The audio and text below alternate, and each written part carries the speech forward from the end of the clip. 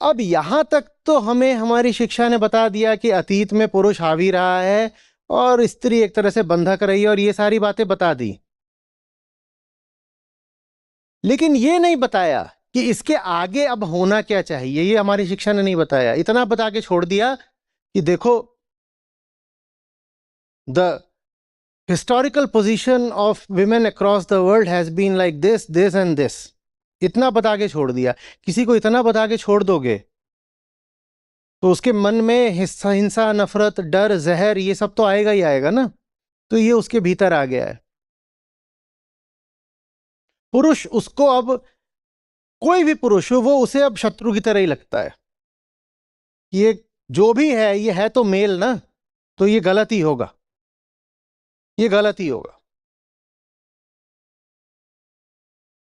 और कोई पुरुष ऐसा भी हो जिसके सामने सर झुकाया भी जा सकता, वो उसके सामने भी नहीं झुकाएगी, क्योंकि उसके लिए हर पुरुष अब एक प्रतिद्वंदी है, शत्रु है। एक तरह की क्लास कॉन्फ्लिक्ट पैदा कर दी है कि ओ मेल है ना, नो नो नो, मेल है तो अच्छा नहीं हो सकता, मेल है तो अच्छा नहीं हो सकता, गड़बड़ी होगा। ये होता है अधूरा ज्ञान। इसके आगे की जो बात है वो बताई नहीं गई। आगे की बात ये है कि पुरुष ने तुमको देह बना बना करके बंधक बना दिया। पुरुष ने तुमको बंधक बनाया, स्त्री की देह कहकर करके। तो मुक्ति ये है कि तुम अब देह बनकर न जियो। पर वो पहले भी एक स्त्री थी जो कि पुरुष की दासी थी, और उससे पलट करके, उससे विपरीत जा करके अब हिसाब बराबर करने के लिए वो अभी भी रहना एक स्त्री ही चाहती है, पर पुरुष की स्वामिनी बनकर।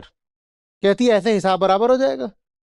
पहले तुमने हमें दबाया, अब हम जिस भी तरीके से होगा तुम्हारी बराबरी कर रहे हैं। इक्वालिटी की बात होती है ना फेमिनिज्म में, कहते हैं अब हम बराबरी कर रहे हैं तो अब हम तुम्हें भी दबा सकते हैं।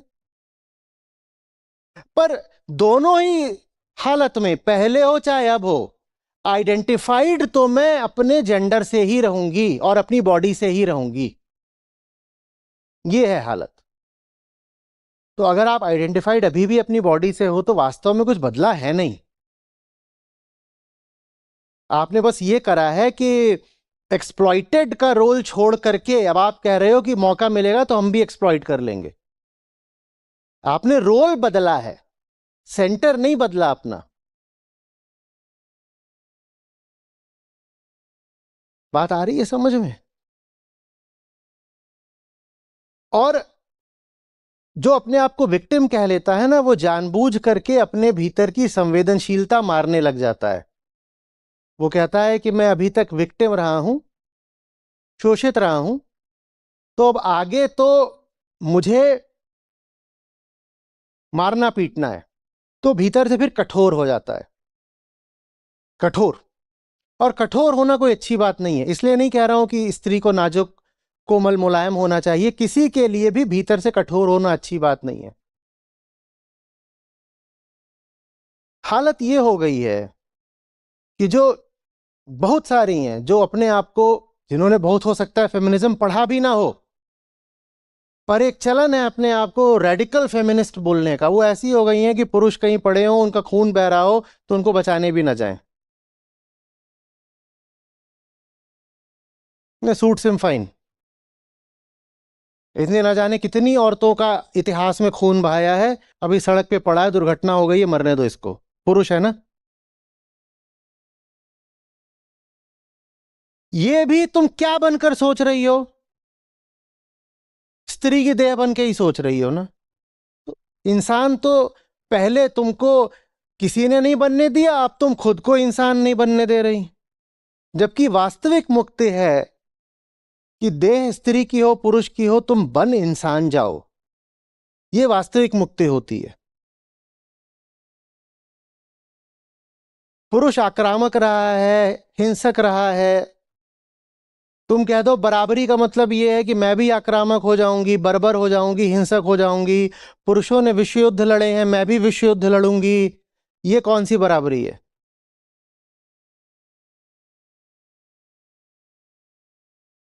विवाह में आमतौर पर ऐसा चला है कि पुरुषों ने स्त्रियों को मारा है। दहेज हत्याएं हम जानते हैं। हम्म। तो अब ये होने लग गया है कि मैं ऐसा उसके ऊपर मानसिक दबाव बना दूंगी कि वो लटक भी जाए, लटक भी गया तो ठीक।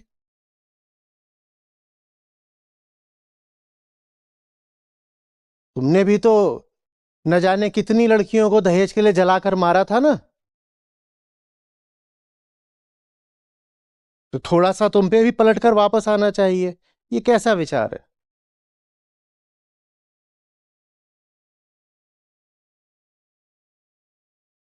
आधुनिकता आपको मुक्ति नहीं देगी।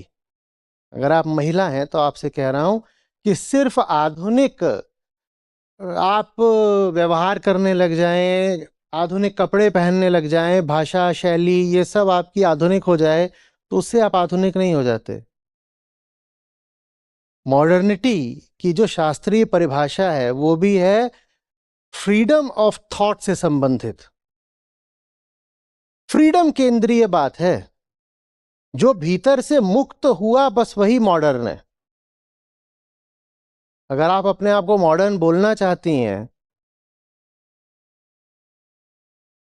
तो आपको आध्यात्मिक होना पड़ेगा। जो आध्यात्मिक है सिर्फ वही मॉडर्न है। हाँ, ये कैसी बात? आध्यात्मिक लोग तो पीछे वाले होते हैं ना, बाबा जी की लुंगी टाइप। हमने तो यही देखा है, आध्यात्मिक माने वो जो आज से 1000 साल पहले के कपड़े पहन के चले और आज की सबसे मॉडर्न महंगी गाड़ी में। लेकिन कपड़े होने चाहिए 1000 साल पहले के, तभी तो वो आध्यात्मिक कहलाता है।